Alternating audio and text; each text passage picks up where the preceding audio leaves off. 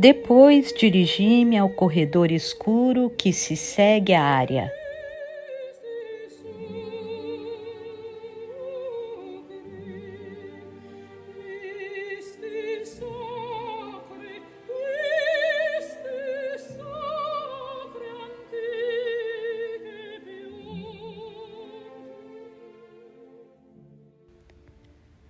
No corredor que finaliza o apartamento, duas portas indistintas na sombra se defrontam.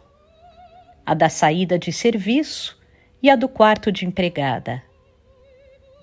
O bas-fond de minha casa. Abri a porta para o amontoado de jornais e para as escuridões da sujeira e dos guardados. Mas, ao abrir a porta, meus olhos se franziram em reverberação e desagrado físico. É que, em vez da penumbra confusa que esperara, eu esbarrava na visão de um quarto que era um quadrilátero de branca luz. Meus olhos se protegeram franzindo-se. Há cerca de 6 meses, o tempo que aquela empregada ficara comigo, eu não entrava ali, e meu espanto vinha de deparar com um quarto inteiramente limpo. Esperar encontrar escuridões? Preparara-me para ter que abrir escancaradamente a janela e limpar com o ar fresco o escuro mofado. Não contara é que aquela empregada, sem me dizer nada, tivesse arrumado o quarto à sua maneira e, numa ousadia de proprietária, o tivesse espoliado de sua função de depósito. Da porta eu vi agora um quarto que tinha uma ordem calma e vazia. Na minha casa fresca, aconchegada e úmida, a criada, sem me avisar, abrira um vazio seco. Tratava-se agora de um aposento todo limpo e vibrante, como num hospital de loucos onde se retiram os objetos perigosos.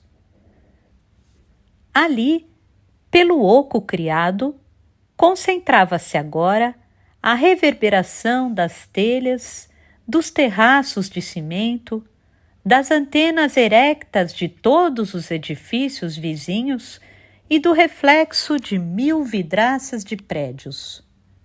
O quarto parecia estar em nível incomparavelmente acima do próprio apartamento, como um minarete. Começara então a minha primeira impressão de minarete, solto acima de uma extensão ilimitada. Dessa impressão, eu só percebia por enquanto meu desagrado físico. O quarto não era um quadrilátero regular. 2 de seus ângulos eram ligeiramente mais abertos. E, embora esta fosse a sua realidade material, ela me vinha como se fosse minha visão que o deformasse. Parecia a representação num papel do modo como eu poderia ver um quadrilátero, já deformado nas suas linhas de perspectivas. A solidificação de um erro de visão, a concretização de uma ilusão de ótica. Não ser inteiramente regular nos seus ângulos dava-lhe uma impressão de fragilidade de base, como se o quarto minarete não estivesse incrustado no apartamento nem no edifício. Da porta, eu via o sol fixo cortando com uma nítida linha de sombra negra o teto pelo meio e o chão pelo terço. Durante 6 meses, um sol permanente havia empenado o guarda-roupa de pinho e desnudava em mais branco ainda as paredes caiadas. E foi numa das paredes que, num movimento de surpresa e recuo, vi o inesperado mural. na parede caiada, contígua à porta, e por isso eu ainda não o tinha visto, estava quase em tamanho natural o contorno a carvão de um homem nu, de uma mulher nua e de um cão que era mais nu do que um cão. Nos corpos não estavam desenhados o que a nudez revela. A nudez vinha apenas da ausência de tudo que cobre. Eram os contornos de uma nudez vazia. O traço era grosso, feito com ponta quebrada de carvão. Em alguns trechos, o risco se tornava duplo, como se um traço fosse o tremor do outro. Um tremor seco de carvão seco. A rigidez das linhas incrustava as figuras agigantadas e atoleimadas na parede como de 3 autômatos. Mesmo o cachorro tinha a loucura mansa daquilo que não é movido por força própria.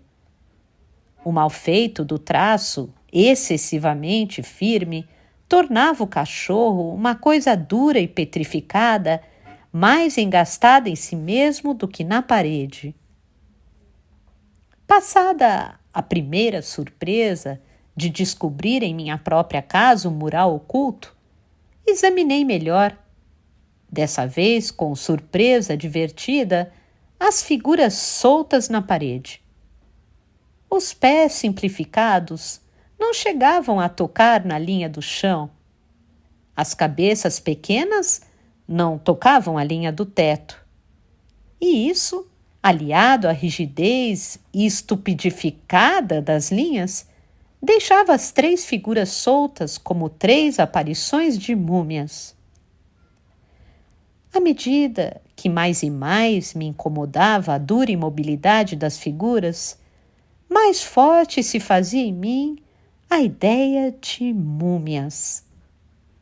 Elas emergiam como se tivessem sido um porejamento gradual do interior da parede, vindas lentamente do fundo até terem sudorado a superfície da cal áspera. Nenhuma figura tinha ligação com a outra, e as 3 não formavam um grupo. Cada figura olhava para frente, como se nunca tivesse olhado para o lado, como se nunca tivesse visto a outra e não soubesse que ao lado existia alguém. Sorri constrangida e estava procurando sorrir. É que cada figura se achava ali na parede exatamente como eu mesma havia permanecido rígida de pé à porta do quarto. O desenho não era um ornamento, era uma escrita. A lembrança da empregada ausente me coagia. Quis lembrar-me de seu rosto e, admirada, não consegui. De tal modo ela acabara de me excluir de minha própria casa, como se me tivesse fechado a porta e me tivesse deixado remota em relação à minha moradia. A lembrança de sua cara fugia-me. Devia ser um lapso temporário. Mas seu nome, é claro, lembrei-me finalmente. Janair. E olhando o desenho hierático, de repente me ocorria que Janair me odiara. Eu olhava as figuras de homem e mulher que mantinham expostas e abertas as palmas das mãos vigorosas e que ali pareciam ter sido deixadas por Janair como mensagem bruta para quando eu abrisse a porta. Meu mal-estar era de algum modo divertido. É que nunca antes me ocorrera que na mudez de Janair pudesse ter havido uma censura à minha vida, que devia ter sido chamada pelo seu silêncio de uma vida de homens. Como me julgara ela? Olhei o mural onde eu devia estar sendo retratada. Eu, o homem. E quanto ao cachorro? Seria este o epíteto que ela me dava? Havia anos que eu só tinha sido julgada pelos meus pares e pelo meu próprio ambiente, que eram, em suma, feitos de mim mesma e para mim mesma. Janair era a primeira pessoa realmente exterior de cujo olhar eu tomava consciência. De súbito, dessa vez com mal-estar real, deixei finalmente vir a mim uma sensação que, durante 6 meses, por negligência e desinteresse, eu não me deixara ter. A do silêncio ódio daquela mulher. O que me surpreendia é que era uma espécie de ódio isento, o pior ódio, o indiferente. Não um ódio que me individualizasse, mas apenas a falta de misericórdia. Não, nem ao menos ódio. Foi quando, inesperadamente, consegui rememorar seu rosto. Mas é claro, como pudera esquecer? Revi o rosto preto e quieto. Revi a pele inteiramente opaca, que mais parecia um de seus modos de se calar. As sobrancelhas extremamente bem desenhadas. Revi os traços finos e delicados que mal eram divisados no negror apagado da pele.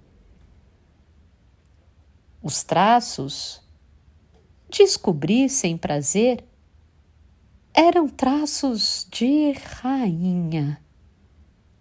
E também a postura, o corpo erecto, delgado, duro, liso, quase sem carne, ausência de seios e de ancas. E sua roupa? Não era de surpreender que eu a tivesse usado como se ela não tivesse presença. Sob o pequeno avental, vestia-se sempre de marrom escuro ou de preto, o que a tornava toda escura e invisível. Arrepiei-me ao descobrir que até agora eu não havia percebido que aquela mulher era uma invisível. Janair tinha quase que apenas a forma exterior. Os traços que ficavam dentro de sua forma eram tão apurados que mal existiam. Ela era achatada como um baixo relevo preso a uma tábua. E fatalmente, assim como ela era, assim deveria ter me visto? Abstraindo daquele meu corpo desenhado na parede tudo o que não era essencial, e também de mim só vendo o contorno. No entanto, curiosamente, a figura na parede lembrava-me alguém que era eu mesma. Coagida com a presença que Janair deixara de si mesma num quarto de minha casa, eu percebia que as 3 figuras angulares de Zumbi haviam de fato retardado minha entrada como se o quarto ainda estivesse ocupado. Eu hesitava à porta. Também porque a simplicidade inesperada do aposento me desnorteava. Na verdade, eu não saberia sequer por onde começar a arrumar, ou mesmo se havia o que arrumar. Olhei desanimada a nudez do minarete. A cama de onde fora tirado o lençol expunha o colchão de pano empoeirado com suas largas manchas desbotadas, como de suor ou sangue aguado, manchas antigas e pálidas. Uma ou outra crina fibrosa furava o pano que estava podre de tão seco e espetava-se erecta no ar. De encontro a uma das paredes, 3 maletas velhas empilhavam-se em tal perfeita ordem simétrica que sua presença me passara despercebida, pois em nada alteravam o vazio do quarto. Sobre elas, e sobre a marca quase morta de um GH, o acúmulo já sedimentado e tranquilo de poeira. E havia também o guarda-roupa estreito. Era de uma porta só e da altura de uma pessoa. De minha altura. A madeira, continuamente ressecada pelo sol, abria-se em gretas e farpas. Aquela Janair nunca, pois, havia fechado a janela? Aproveitara mais do que eu da vista que se tinha da cobertura. O quarto divergia tanto do resto do apartamento que, para entrar nele, era como se eu antes tivesse saído de minha casa e batido à porta. O quarto era o oposto do que eu criara em minha casa, o oposto da suave beleza que resultara de meu talento de arrumar, de meu talento de viver, o oposto de minha ironia serena, de minha doce e isenta ironia.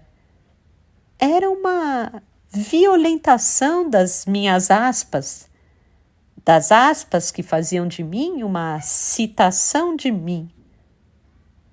O quarto era o retrato de um estômago vazio. E nada ali fora feito por mim. No resto da casa, o sol se filtrava de fora para dentro, raio ameno por raio ameno, resultado do jogo duplo de cortinas pesadas e leves. Mas ali, o sol não parecia vir de fora para dentro. Lá era o próprio lugar do sol, fixado e imóvel numa dureza de luz como se nem de noite o quarto fechasse a pálpebra. Tudo ali eram nervos seccionados que tivessem secado suas extremidades em arame. Eu me preparara para limpar coisas sujas, mas lidar com aquela ausência me desnorteava. Percebi então que estava irritada. O quarto me incomodava fisicamente, como se no ar ainda tivesse até agora permanecido o som do riscar do carvão seco na cal seca. O som inaudível do quarto era como o de uma agulha rodando no disco quando a faixa de música já acabou. Um chiado neutro de coisa era o que fazia a matéria de seu silêncio. Carvão e unha se juntando, carvão e unha, tranquila e compacta raiva daquela mulher que era a representante de um silêncio como se representasse um país estrangeiro, a rainha africana. E que ali dentro de minha casa se alojara a estrangeira, a inimiga indiferente. Perguntei-me se, na verdade, Janair teria me odiado, ou se fora eu que, sem sequer a ter olhado, a odiara. Assim como agora estava descobrindo com irritação que o quarto não me irritava apenas. Eu o detestava, aquele cubículo que só tinha superfícies. Suas entranhas haviam esturricado. Eu olhava com repulsa e desalento. Até que me forcei a um ânimo e a uma violência. Hoje mesmo aquilo tudo teria que ser modificado. A primeira coisa que eu faria seria arrastar para o corredor as poucas coisas de dentro. E então jogaria no quarto vazio baldes e baldes de água que o ar duro solveria e finalmente enlamearia a poeira até que nascesse umidade daquele deserto, destruindo o minarete que sobranceava altaneiro um horizonte de telhados. Depois jogaria água no guarda-roupa para engurgitá-lo num afogamento até a boca e, enfim veria a madeira começar a apodrecer. Uma cólera inexplicada, mas que me vinha toda natural, me tomara. Eu queria matar alguma coisa ali. E depois eu cobriria aquele colchão de palha seca com um lençol mole, lavado, frio, com um de meus próprios lençóis que tinham minhas iniciais bordadas, substituindo o que Janahir deveria ter jogado no tanque. Mas antes, rasparia da parede a granulada secura do carvão, desencrustando a faca ao cachorro, apagando a palma exposta das mãos do homem, destruindo a cabeça pequena demais para o corpo daquela mulherona nua, e jogaria água que escorreria em rios pelo raspado da parede. Como se já estivesse vendo a fotografia do quarto depois que fosse transformado em meu e em mim, suspirei de alívio. Entrei, então. Como explicar, senão que estava acontecendo o que não entendo? O que queria essa mulher que sou? O que acontecia a um GH no couro da valise? Nada. Só que meus nervos estavam agora acordados. Meus nervos que haviam sido tranquilos ou apenas arrumados? Meu silêncio fora silêncio ou uma voz alta que é muda? Como te explicar? Eis que de repente aquele mundo inteiro que eu era crispava-se de cansaço. Eu não suportava mais carregar nos ombros o quê?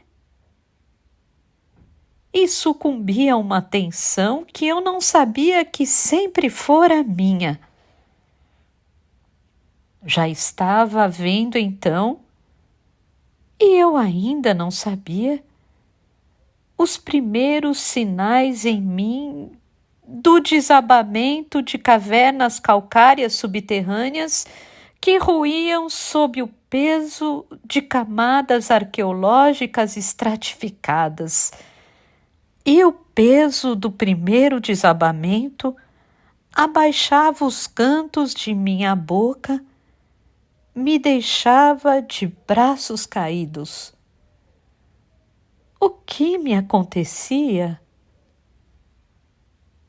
Nunca saberei entender, mas há de haver quem entenda. E é em mim que tenho de criar esse alguém que entenderá. É que apesar de já ter entrado no quarto, eu parecia ter entrado em nada. Mesmo dentro dele, eu continuava de algum modo do lado de fora, como se ele não tivesse bastante profundidade para me caber e deixasse pedaços meus no corredor na maior repulsão de que eu já fora vítima. Eu não cabia. Ao mesmo tempo, olhando o baixo céu do teto caiado, eu me sentia sufocada de confinamento e restrição. E já sentia falta de minha casa.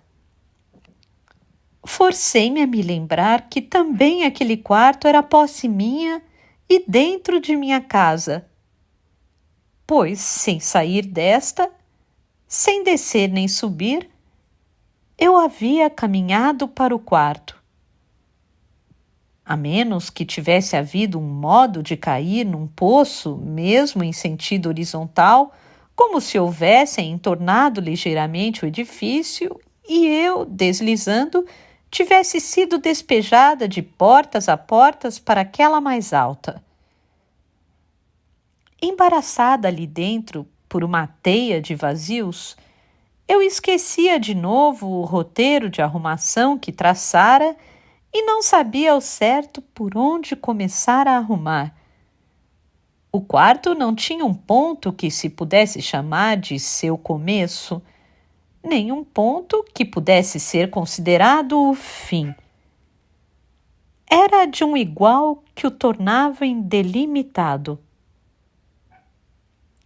Passei os olhos pelo guarda-roupa, ergui-os até uma rachadura do teto, procurando apossar-me um pouco mais daquele enorme vazio. Com mais ousadia, embora sem nenhuma intimidade, passei os dedos pelo arrepiado do colchão. Animei-me com uma ideia. Aquele guarda-roupa, depois de bem alimentado de água, de bem fartado nas suas fibras, eu enceraria para dar-lhe algum brilho e também por dentro passaria cera, pois o interior devia estar ainda mais esturrado. Abri um pouco a porta estreita do guarda-roupa e o escuro de dentro escapou-se como um bafo. Tentei abri-lo um pouco mais, porém a porta ficava impedida pelo pé da cama, onde esbarrava. Dentro da brecha da porta, pus o quanto cabia do meu rosto. E como o escuro de dentro me espiasse, ficamos um instante nos espiando sem nos vermos. Eu nada via, só conseguia sentir o cheiro quente e seco como de uma galinha viva. Empurrando, porém, a cama para mais perto da janela, consegui abrir a porta uns centímetros a mais. Então, antes mesmo de entender, meu coração embranqueceu como cabelos embranquecem.